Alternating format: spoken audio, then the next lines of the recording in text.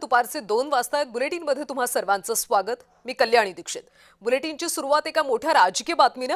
संभाजीनगरमधल्या सत्तार पितापुत्रांची बंडखोरी आता शमणार आहे। अब्दुल सत्तारांचा मुलगा समीर सत्तार उमेदवारी मागे घेणार आहेत। एकनाथ शिंदेंचा आदेश मानणार आहेत। अब्दुल सत्तार यांनी जय महाराष्ट्रला ही माहिती दिली। भाजप कार्यकर्ते शिवसेनेला दाबत आहेत। सत्तार यांनी आरोप केला, स्थानिक पातळीवर आमचा पक्ष संपवण्याचा प्रयत्न सुरू असल्याचं देखील सत्तार म्हणाले। शिवसेना पक्ष एकत्र येण्याची माझी नाही तर दानवेंचा आणि सत्तारांचा दावा आहे।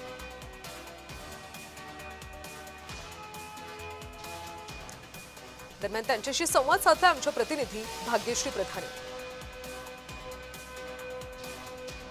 विधान परिषदेच्या जागांवरनं महायुतीमध्ये चर्चा झाल्याची माहिती आहे। तिथे देखील मोठी खडाजंगी झाल्याचं देखील माहिती मिळते। काय झालं नेमकं या बैठकीत, काय चर्चा झाली? कारण ह्या सगळ्यानंतर आज बघतोय तर रायगड जिल्ह्यामध्ये जी महत्त्वाची जुईली दळवी यांची सीट आहे त्याच्या संदर्भात देखील मोठी चर्चा झाल्याची माहिती मिळते। एक लक्षात घ्या, ज्या ज्या ठिकाणी असे डिस्प्यूट आहे, काही ठिकाणी भारतीय जनता पार्टीच्या लोकांनी बंडखोरी केलेली आहे, काही ठिकाणी शिवसेनेच्या लोकांनी केलेली आहे। ही केलेली बंडखोरी दोन्हीही पक्षाच्या नेत्यांनी कुठेतरी त्यांच्या काय कशामुळे हे घडू लागलं हे जाणून घेण्यासाठी त्यांनी मीटिंग ठेवली आणि 3 तास मीटिंग होती।